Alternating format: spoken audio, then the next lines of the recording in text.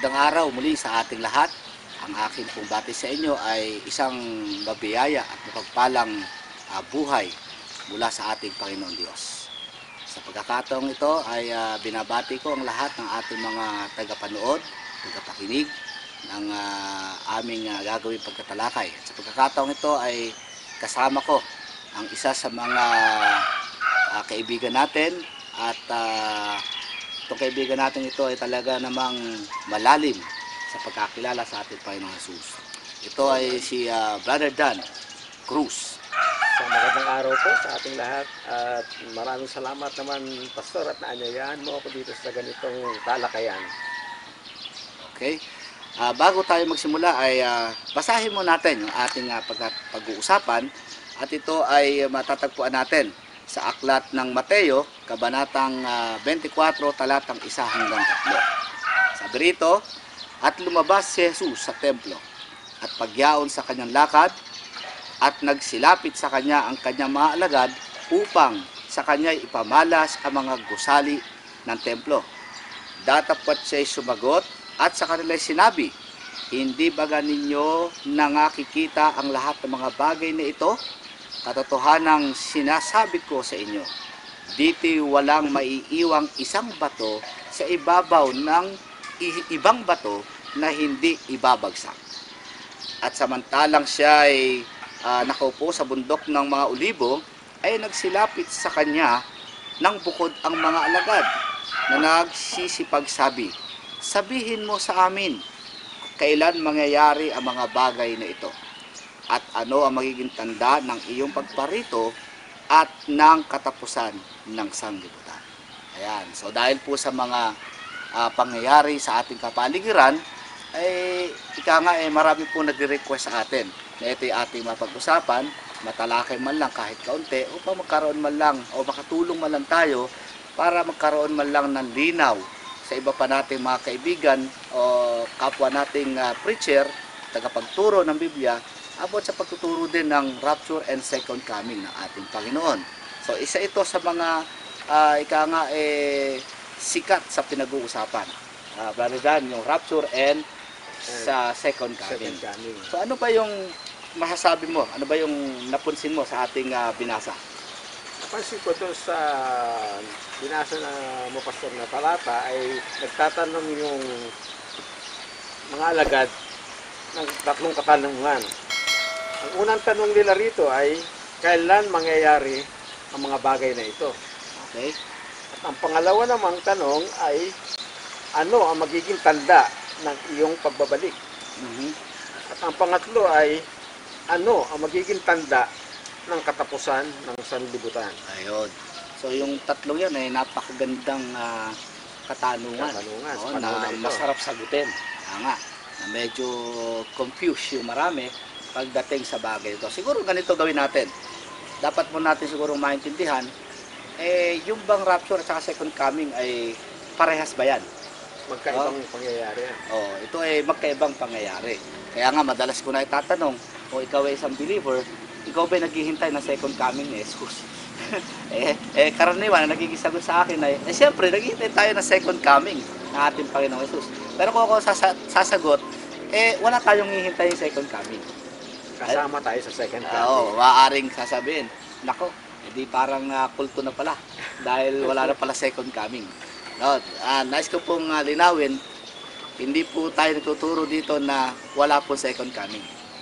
Meron po na second coming. Yun nga lang, hindi ka kasali. parang nanguhusga tayo dyan, hindi ka kasali. Hindi po tayo kasali. Yan. Church, hindi kasali. Lilinawin ko, kasali na po kami pero sa hindi kasali. Para huwag po kayo magtampo. Alamin natin kung bakit hindi ba tayo kasali sa natawag natin second coming. Okay? Ganito, gawin natin. Yung tanong, kanina, ay sabi dyan ay, ano nga ulit tayo? Kailan mangyayari ang mga bagay na ito? Ayan, so yun muna. Kailan daw mangyayari yung mga bagay na ito? Ano ba itutukoy ng mga alagad na sinabi niyang kailan mangyayari yung mga bagay na ito? Pag binalikan mo yung verse, sabi niya, ang Panginoon at ang mga alagad habang naglalakad, may pinagyayabang sa Kanya. Ano yung pinagyayabang sa Kanya? Yung templo. Yung gusali. Ano yung templo? Iyan yung templong pinagawa ni Solomon. na super ganda, na punong-puno ng mga ginto. Mahaling hiyas. Oh, mamahaling hiyas, no? At iyon yung pinagyayabang ng mga alagad. At dahil sabi ng Panginoon, ay, yan ba? Pinagyayabang nyo? Walang matitira dyan. Parang ganon. Walang matitira sa bato, sa kapwa bato na sinasabi. Nangyari ba to? Nangyari na po yan. No? Kailan po nangyari bagay na yan? Nangyari po yan, nung panahon po, kung inyo po natatandaan, ang bansang Israel po ay dumating sa punto na sila ay nangalat o nangalap sa iba't ibang bansa. Ibig sabihin, sila ay kumalat, nagkawatak-watak sila at kung saan-saan sila napunta. No? Okay. At nung panahon, bakit nagkaganon? Nagkaganon yan nung panahon na sila ay sinakop na ng Roman Empire. Sinakop ang bansang Israel 40 years. Then after 40 years, nagkaroon ng pagwawatak-watak. No? Yung sinasabi niya na sinabi niya na walang bato sa kapwa bato na matitira sa gusali, nagkatotoo yun. Kasi nung sinakop yan, itong si General Flavius Titus, no, yung kanyang mga tauhan, ang ginawa niya doon sa templo, sinunog nila. Okay. Kasi yung mga ginto kasi nakapagitan sa mga bato. Para makuha nila yung ginto, kailangan lusawin. Kaya gubuho yung templo. Nawala yung mga nakapagitan ng mga ginto. So nakuha ng mga nila Flavius Titus yung ginto sa templo at bumagsak yung templo. So yun yung sinasabi doon na walang matitira na nakatindig na bato sa kapwa bato. Ayan. So yun yung nangyari ng bagay na yun. So yun yung tanong lang, kailan mangyayari yung bagay ito. So yung tinutukoy ni Jesus, na tinutukoy na tanong ng alagad, kailan mangyayari yung bagay na ito. Ang tinutukoy niya yung templo, pinagyayabang na kayo. At ano naman yung pastor, yung nasa Lucas 21 na sinasabing kapag magdadahon na ang puno ng igos, ito'y tanda na malapit nang mangyari. So ano yung gusto mo itanong doon? Parang may kaugnayan ba yan dito sa ating nag-uusapan? Yun ba yung parang gusto mong tanong? Yeah. Okay. Yung Lucas chapter 21, kasi sinasabi niyan na kapag ang puno ng igos ay nagdadahon na, ay malalaman nyo na malapit na. Ano nga ba yun? So, gaya na yung katanungan, ito ay, ang puno ng igos ay may dalawang isinisignify. Na una, ang puno ng igos ay una-unang pinatutukuyan nito ay ang bansang Israel. Okay. Pangalawa, ang puno ng igos ay pwedeng tubukoy din naman sa mga depende sa sitwasyon sa church. Tapos yung kanyang dahon ay nagka-typifies naman ito about sa self-effort and self-righteousness ng isang tao. So yun yun. Ngayon, punta tayo doon sa puno ng igos ay ang Israel. Ayan, alisin muna natin yung iba pa mga explanation. Israel yan. Sabi niya, pag nakita mo doon nagdadahon ito, makikita nyo, malalaman nyo sa inyong sarili na malapit na. So ano ba yung sinasabi niyang nagdadahon? Ito yung panahon na may kinalaman din doon sa bansang Israel na sila ay nagkalat. Ito yung panahon na nawala ng dahon yung igos. Yung pagsakop ni Flavius. Oo, yung sinakop sila ng bansang Romano at nagkawatak-watak sila. Ito yung nalagas yung dahon ng puno ng igos. Sabi niya, kapag ito yung nagdadahon na, meaning muli silang babalik sa sistema. Ayan. Ang Panginoon kasi nag-prophesize about sa Israel. Nakita niya ang kahihinatnan ng Jerusalem sa kanyang pag-alis. No? Yun yung sasabi ko kanina na 40 years after niya umakyat sa langit, nakita ng Panginoon ang mangyayari sa Jerusalem. Kaya niya nasabi yung ganito sa aklat ng Mateo chapter 23, O Jerusalem, sabi niya, makailang beses po na kayong tinitipon na gaya ng isang inahin na ilalagay sa kanyang ilalim ng kanyang mapakpak, ngunit ayaw nyo. So, ang Panginoon, naiyak siya. Actually, umiyak ang Panginoon. Dahil nakita niya yung magiging nabisyo niya, yung kahihinatnan ng Israel pag-alis niya. At yun nga yun, nagkawatak-watak. Kasi iniipon nga naman niya para protection na, pero inaayawan siya. So, yun yung binanggit niya sa 23 na yun, bago nag-24. Ayan. Okay. Kaya sabi niya, inaayawan niyo ako. Kaya nakita niya yung bagay na to, 40 years after ng pag-alis niya, yung mangyayari sa Israel. At ito na yun. Nagkaroon ng kaguluhan, nagkaroon ng pagkalat ang Israel sa iba't ibang bansa at nawala ng dahon ng punong igos. Ayun. So yun, yung bagay na yun. At ano naman yung sa pastor, yung sinasabi sa Ezekiel na sa chapter 37 tungkol naman sa bone and skeleton na binuo na Ayun ang huhula. Pinanghuhula ng Diyos si Ezekiel na maghula ka mula sa mga kalansay. Yun, correct. Okay, yung kalansay doon na binabanggit ay hindi po tayo yan. Yan po ay Israel din. No, propesiya ni Ezekiel yan sa mangyayari sa Israel din. So, Okay. kaya magkakakonek yan yung Ezekiel, yung Lucas chapter Oh, yung 21 puno and ng Matthew igos. 23. Same vision yan. Na naging kalansay, mula sa pagiging kalansay, nagkaroon ng laman at nabuhay. Karoon na Oo, ano yung buto, yung kalansay, sila yung kapareho ng punong igos na nawalan ng dahon. Sila din yung ibon na inakay na inalagay sa ilalim ng pakpak pero ayaw. So, nung sila ay nagkaroon ng laman at nagkaroon ng buhay, ito naman yung igos na nagkadahon. So, yun ang parehong kahulugan. Parehong kahulugan nun. Na kailan nangyari yan? Nangyari yan noong 1948. Nang bansang Israel ay muling naging isang bansa. Ayun, yung nakabutuhan nga. Nagkaroon ng laman yung buto at yung igos nagkaroon ng dahon. Sumibol muli yung bansang Israel sa kanilang bansa para kilalanin uli na sila isang bansa uli. Ito ay noong 1948. Ito nga yung panahon na maging ang ating bansa ay bumoto. Kasama sa bumoto. Kaya nga, kasi nagkaroon ng botohan, nagkaroon ng tie sa botohan. So, kailangan may bumoto isa para ma-break yung tie na yon. At ang bumreak ng tie na yan ay ang bansang Pilipinas. Kaya naging bansa muli ang Israel. Ayan. So, yun yung nangyari sa nabuo muli. At yung sinasabi sa Matthew 24 na yan, na kailan mangyayari mga bagay nito, nangyari na po. Nangyari na itong unang tanong. Yung unang tanong. So, tapos na yan. Nangyari na at di na mangyayari.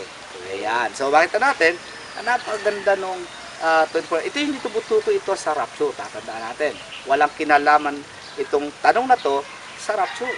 Ito may kinalaman sa second coming lang. Second coming lang ang tinutukoy dito. So, gaya din kasi ng iba yan, sa pag-explain, kagaya ng Matthew chapter 25. Ano yung Matthew 25? Ito yung the 10 virgins. Ang aking explanation sa Matthew 25 ay tayo yan. Tapos yung limang matatalino, ito yung mga miyembro na laging masigasig sa gawain, laging nagpe-pray, laging nagbabasa ng active sa madaling salita. Tapos yung lima na hangal, ito yung mga pabanding-banding na sa pananampalataya. Kaya pagdating ka ng rapture, maiiwan ka yung mga yari ka yung mga manampalataya, wala kang ginagawa sa buhay nila kundi pasarap lang. So maiiwan ka sa rapture yung mga yan. Ayan. So, ano man sinisignify nun? Ayan. So, linawin natin. Ang katotohanan, ang Matthew chapter 25, nakatawag na 10 virgins, ay hindi po tayo. Kaya kailangan maging accurate tayo sa pag-i-explain. So, hindi church ito? Hindi church yan. Kasi bakit hindi yan church? Ano ang ating batayan na hindi church ang binabanggit na yan? Yung pong the word na virgin. Dahil ang mga believers, ang mga mananampalataya, ang mga naniniwala sa Diyos, ano ba tawag? Di ba church? Yes. Anong tawag sa church? Bride. Bride. So hindi virgin. Ang tawag sa church ay bride. Bride of Christ. So ano yung virgin? Ayan, magandang tanong yan. So ang virgin ay ang Israel. Kaya nga yung Matthew chapter 25 ay hindi tumutukoy sa church. Ito ay tumutukoy sa bansang Israel. Sapagkat alam naman natin, ano ba ang tawag natin sa church? Ito ay bride. Kaya hindi siya tumutukoy dito. Ito rin yung nagiging problema natin at saka ng maraming mga preacher na yung may mga bagay na magkakasama, pinaghihiwalay. Pagkatapos yung magkakahiwalay, pinagsasama. May mga katuruan na ganon, kaya nagkakaroon ng kalituhan na alam natin, katulad dito sa Matthew chapter 25, na yung binabanggit din dito yung titipunin niya sa kaliwa yung mga kambing, at titipunin niya sa gawing kanan ang mga tupa. Itong senaryong ito ay pinag-iisa nila, na ang lahat ng tao ay haharap sa hukuman ni Kristo at kanya itong huhukuman. Same scenarios. Pero ang katotohanan, hindi ito magkasama. Ito ay magkaibang event. Ayun. So, kaya hindi ito tumutukoy doon sa tinatawag natin yung Matthew chapter 25 ay hindi ito tumutukoy sa church na sinasabi natin. Ayan, so maliwanag na. Okay. Na yung Matthew 25 about sa 10 virgins ay hindi ito sa church. Kaya hindi mo pwedeng i-apply ito na yung mga masisipag na miyembro at saka hindi masisipag na miyembro, yung handa at saka hindi handa, yung active at saka hindi active, pagka hindi ka active, hindi ka kasama sa rapture. Hindi ganun yun. Okay, so maliwanag na po siguro yun. Yung, tungkol doon sa Matthew chapter 25. Kaya tanda natin yung Matthew chapter 24 is not written about the church. It is written about the Jews or the Israelites or the Israel yung natawag. Yung pangalawang tanong naman doon, Pastor, na sinasabi na ano naman ang magiging tanda ng pagbabalik ng ating Panginoon? Ayun. So yung pangalawang katanungan na ano yung magiging tanda?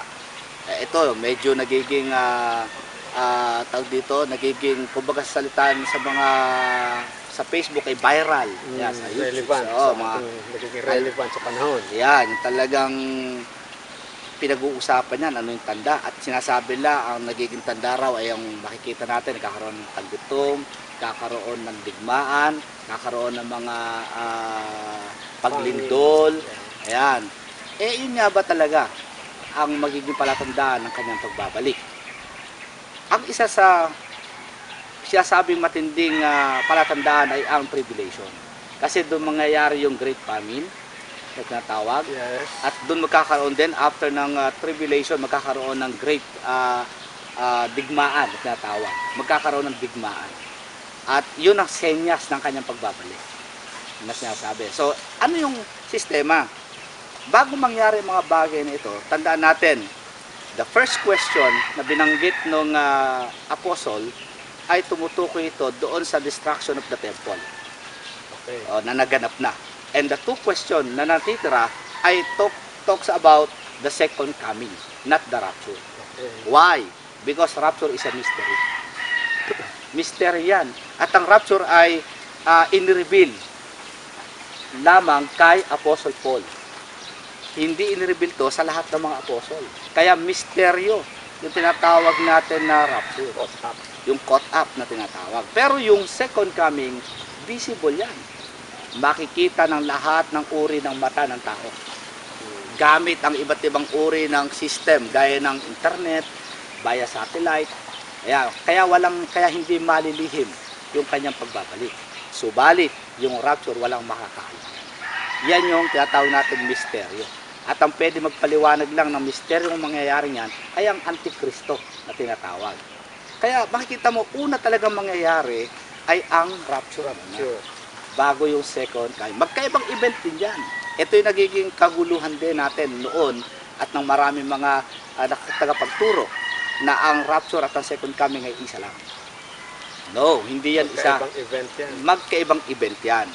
Magkaiba ng senaryo at magkaiba ng panahon na mangyayari.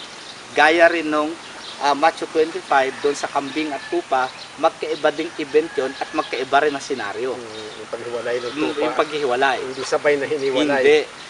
Yung mga tupa, mangyayari sa panahon ng rapture. Yung kambing sa panahon ng Bema Seat. Yung judgment Yung nila. judgment sa pagharap nila. Doon sila hahatulan. Ayun. Kaya magkaiba ng panahon. Yung Magkaibang event din. magkaiba ng event din. Hindi sila sabay na mangyayari. Kagaya din ng rapture and second coming.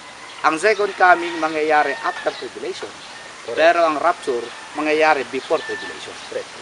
Ayan, ito yung pagkatalo ng marami. Na pre-trib daw ba, post-trib o mid-trib. Kahit anong trib-trib yan, importante, hindi tayo kasali dyan. Tayo ay nandun na tayo sa piling ng ating Panginoon pagdating sa panahon yan. Kaya nga yung rapture, siya yung mauuna. Kasi ito nga sasabi natin, ano ba ang nauunang sumisikat? Ang araw o yung bright morning star? Anong nauuna? Maligin pa, lumalabas na yung bright morning star eh. Oh. Ang bright morning star, sinasabi ng Panginoon sa Revelation chapter 22. 3 o'clock. Ayan, 3 o'clock to 4 o'clock. Maybe, ganyan. Ganyan. Sumisikat Bago, ang bago lumiwanag. bago yung araw. Bago yung araw. Ayan. Bago mag-sunrise. Yun. So, sa makikita yan, sa Malakay chapter 4, verse 2. yung binabanggit doon na yung Son of Righteousness, at yung nasa Revelation chapter 22 na binabanggit naman doon ay yung bright and morning star. Bright and morning. Inangkin ng ating Panginoong Jesus. Ito ay tumutukoy sa second coming and tumutukoy sa rapture. The bright and morning star, alin na unang lumilitaw? Di yung bright and morning star. So, yun tumutukoy sa rapture. And then, pagsikat ng araw, yun ang tumutukoy naman sa second coming. So, maliwanag, nauna talaga ang rapture bago ang second coming. Kasi kung sasabi, maraming nagtuturo na saka na yung rapture after na ng tribulation. So, mabigat yon. Kasi, sabi sa Thessalonica, tayo ay hindi itinalaga sa galit. Tayo ay ililigtas sa galit. Kaya kailangan natin na makita na talagang nauuna ang pagkuha ng Diyos sa lahat ng mga mananampalataya. Yung tinatawag niyang church. Ayun. Kaya pagkuha sa atin, habang nagaganap naman ang tribulation, 7 years, ay nagaganap naman sa kalangitan at tinatawag nating awarding o rewarding na tinatawag at yung wedding. Ayan. Kaya doon mangyayari mga event na yan. Nabibigyan na ng corona yung mga mananampalataya at doon ikakasal. At doon papasok yung sinasabing kung saan man ako dumoon, doon kayo naroroon din. Kaya after ng tribulation, medyo mahabang topic kasi ito. Yung tribulation. Oo, yung tribulation, may kailangan pa tayo pag-usapan sa tribulation, and then sa millennial kingdom, talagang kung hanggang saan lang muna natin ito matalakay, sapagkat malawak na talakayin ang bagay na ito. Unti-unti lang siguro. So, unti-unti natin ito liliwanagin. So, doon lang muna tayo sa rapture at hanggang sa second coming ng ating Panginoon. Lalaktawan muna natin yung event doon sa 7 years. sa 7 years. Kasi may mga senaryo mangyayari sa 7 taon eh. So dito, doon tayo sa taas. Rapture, and then pagka-rapture, ang lahat ng mga believer na tinatawag natin ay magkakaroon ng wedding. And then habang after ng wedding, nung church sa ating Panginoong Jesus ay magkakaroon naman ng rewarding, awarding. Ayan. Then pagtapos ng 7 years tribulation, babalik siya. Pero second coming. Pero before niya itayo yung kanyang millennial kingdom na tinatawag, bilang hari siya ng mga hari at prinsipe ng kapayapaan, kailangan wala munang magulo. So magkakaroon ng Battle of Armageddon. Armageddon. Kailangan niya munang alisin yung mga against sa Sa kanya. dulo ng tribulation ito. Sa dulo ng tribulation. After ng tribulation, maglalaban yung Christ versus Antichrist. Ayun. Okay. Kaya bago niya itayo, kaya yung 2 questions ay tumutukoy ito sa itatayo niya, isa-set up niyang kingdom. Sa millennial kingdom. Yun yung doon tumutukoy yun. Na kailan mangyayari bagay na yun, yung tanda ng kanyang pagbabalik, ayun, magkakaroon muna ng great famine, then dugmaan, and then itatayo niya yung millennial kingdom. So yung dalawang katanungan na natitira ay tumutukoy sa pagbabalik ng ating Panginoong Jesus. Maaaring yung mga nangyayaring kaganapan sa paligid natin today ay bahagi ng huling panahon na masasabi natin. Subalit, hindi pa ito yung tribulation period na tinatawag. Hindi mangyayari ang tribulation. Wala pa. Kasi ang tribulation, mangyayari yan kapag wala na tayo. Wala na yung Holy Spirit. Wala na yung church. Wala na yung presence ng Wala Holy na Spirit. yung presensya ng Holy Spirit through the church. Kaya hindi pa tayo pumapasok sa tinatawag natin na tribulation period. That's right. So, yung mga nangyayari niyan, it's matatawag siguro natin, yung tatawag natin definitive signs na sasabi natin. Maaring ganun yan. Pero wala pa tayo sa tribulation period na tawag. Kaya yung bagay na ito na tinutukoy ng mga apostol ay isang bagay na pagtatanong nila tungkol sa pagtatayo ng Panginoong Hesus ng kanyang kaharian sa millennial kingdom. Okay. Yun yung kanyang tinatanong. At mangyayari bagay na pagtatayo ng millennial kingdom after ng tribulation period. Okay. So, ang papasok sa tribulation period ay ang mga hindi mananampalataya na maiiwanan ng rapture at ang kalahati ng Israel. Yun nga yung 5 virgins. Yung 5 virgins, yung 10 virgins, yung 5 wise, at saka yung 5 foolish na tinatawag natin. Yung 5 matatalino at 5 mangmang. So, yung 5 matatalino ay kumakatawan sa kalahati ng Hudyo na naging believer na nasama sa church. Masasama sa rapture. na masasama sa rapture. At yung 5 hindi matatalino, yung mangmang na tinatawag, Kalahati ng Israel. ay kalahati ng Israel na papasok sa tribulation period na ito yung i-rescue ng ating Panginoon. Yun yung babalikan. niya. Ayun. Kasama ang church. Kasama ang church na babalik. Okay. Dahil sabi niya doon, kung saan siya naroon, ay doon din tayo. At sinabi sa 2 Timothy chapter 2 verse 12 na kung tayo nag-suffer na kasama ng Panginoon, ay tayo din naman ay maghaharing kasama niya. Amen. So, yung pagkahari na yon, ay hindi sa kalangitan yon. Dito yon, sa millennial kingdom mangyayari. Ayun, kaya tayo ay magiging reign with Christ sa millennial kingdom. Okay. Okay, so maliwanag na po ba yon? Na yung mga katanungan yon ay walang kinalaman sa rapture. At yung rapture ay misteryo yan na mangyayari. Kaya nga, ang makapag-i-explain lamang yan ay ang Antikristo. Sa panahon na paglitaw niya, i-explain niya bakit nawawala ang marami. Kaya paniniwalaan siya na siya ay isang magaling na tao. Dahil kaya niya i-explain yung bagay nito. Ayan. Kaya, isang magandang katanungan pa, bakit nga ba tinawag siyang Antichrist at hindi anti-God? Okay.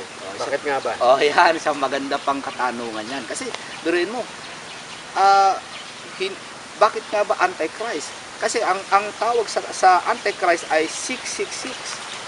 36. At ang 36 na ito, kapag ikinumpara mo sa ating Panginoong Jesus, ito yung tumutukoy naman sa 777. Na ang ibig sabihin ng 7 ay completion, perfect. Hindi siya, wala siyang pagkukulang. Samantalang ang 666 ay incomplete, imperfect. Kaya siya against kay Christ, kaya sa Antichrist. Ibig sabihin, yung hindi kumpleto, laban sa kumpleto. Ayun, yung toiling, laban sa hindi toiling. Ayan yung 666. Yung sistema niya, ilalaban niya sa sistema ng Diyos, ni Kristo. Kaya sa Antichrist na tinatawag. So marami pa, malawak pa yan. Malaking talakayin pa yan. No, pero hindi na natin na siguro bibigyan muna. Sa pagkakataon siguro. Ayan, sa ibang pagkakataon, tatalakayin natin yon. Pero ang mahalaga muna ngayon, may explain natin na yung rapture ang mauuna before tribulation. And then, sa second coming, hindi ka kasali na ikaw yung babalikan. Kundi kasama kang babalik ni Kristo para maghari at i-rescue natin yung bansang Israel, yung kalahati ng Israel na naiwan. Ayun, yun yung bagay na napakaganda doon. Kaya, yung tinatanong ng mga alagad na ano magiging tanda ng iyong pagbabalik, ang tanda ng pagbabalik ay yung Great Famine, yung Great Famine na tatawag natin, at yung digmaan, ito yung Battle of Armageddon. So, hindi siya po pwede kasi maupo sa kanyang kingdom, sa millennial kingdom, nang mayroong nanggugulo. Bakit siya tatawagin pang prinsipe ng kapayapaan kung may manggugulo? Correct. Tatanggalin niya muna lahat yon. Yung Antichrist, tandaan natin, hindi pa yung demonyo ang kalaban niya dito, hindi pa si Satan. Ang kalaban niya dito, isang tao na mayroong system o mayroong powered by Satan. Dahil si Satan nakakulong paano siya magiging kalaban? Kailan magiging kalaban si Satan ng Diyos? Ito yung pagkayari ng millennial kingdom. Dito na magkakaroon na tawag natin ng Battle of Gog and Magog. Ito naman ang God versus Satan na. Ito yung sa after the millennial. After the millennial. Ayan, para maliwanag. After the tribulation, Battle of Armageddon. Battle of Armageddon. So dalawang digmaan ito na magaganap. So hindi siya labanan pa ni Satan. Kasi iba nag-i-explain na napakinggan ko, napanood ko, ang explanation nila ay si Satan na yung kalaban. Doon sa sama-sama. Doon sa Battle of Armageddon. Hindi pa. Antichrist. Antichrist lang. False prophet. Yung mga false prophet, yung mga taga-sunod niya, yung mga naniwala sa kanya, yan yung magiging kalaban Sa Armageddon. sa Armageddon. Na may kapangyarihan galing sa kay Satan. Yun. Kasi after millennial kingdom kasi, mawawala na siya. Manghihikayat na siya ng mga bansa para lumaban sa Diyos. At pagkayari ng battle ng Gog and Magog, ay papasok na yung natawag nating Bema Seat. Ito na yung final judgment. Pag sinabing yung white great throne, pag sinabi nating Bema Seat, final judgment, hindi na ito yung babasa ng Hindi ito yung Yung arraignment, kumbaga sa ano, hindi pa. Ito ay final na, verdict na to. Final verdict Oh, na agad. bibitawan na yung kalang hatol. Hahatulan na, wala nang pakikinggan kahit na ano, hatol na agad ang alam maririnig. So yun yun. Then after ng Bema Seat, ito na nga yung mangyayari, tinipon yung mga kambing. Okay. Ito na yun. Haharap sila ron para sila ay hatulan na sa final judgment.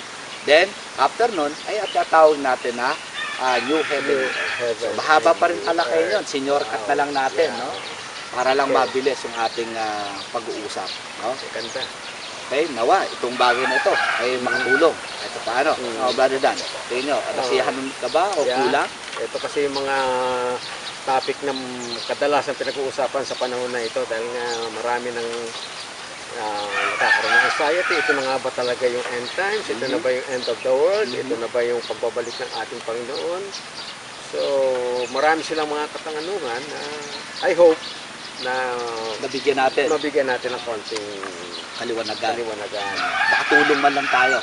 Right. Hindi man pa kompleto yung ating itinuro at hinati-hati pa natin, Correct. niniwala tayo na kahit pa paano itong ating diniscuss, makadagdag ng kaalaman at yung kanilang pag-aalala ay mawala. Live sun. So ito yung bagay na gusto nating sabihin, natututo tayo pero hindi tayo natatakot. Correct. Amen. Mahirap natututo tapos sa kabila ng pagkakatuto, takot na takot tayo. Mahirap yun. So, ang kailangan natin talagang i-share sa mga tao, yung natututo sila, lumalalim sila, pero walang takot na correct. Ayun. At salamat sa pagkakataong ito at ako ay iyong napagbigyan na tayo ay magkaroon ng pag-uusap at makapag-share tayo sa isa't isa at nagagalak ako na ito ay ating nairaos at napakinggan tayo ng marami. Amen. Salamat din. Okay, salamat po. Purihin ng Panginoon. Purihin din ang ating cameraman. So kayo po, brother, baka po may babatiin kayo. Siguro sa aking mga ka-churchmate at mga kasama sa stay home lang muna at tayo na yung magiging church ngayon. Bawat tahanan ay simbahan ng ating bagong dapat na ginagawa ngayon habang tayo nasa quarantine. Okay, at isa yan sa programa ng ating mahal na Pangulo na bawat tahanan sambahan. So, na under yan natatawag natin Presidential Advisor for Religious Affairs. Yeah. Yung para na tinatawag. Bawat tahanan sambahan. Sambahan. Ayan. Yun ang ipopromote natin after this pandemic. Okay? So, purihin po ang Panginoon hanggang sa muli, mga kapatid. Mabuhay po kayo lahat. God be the glory. Amen.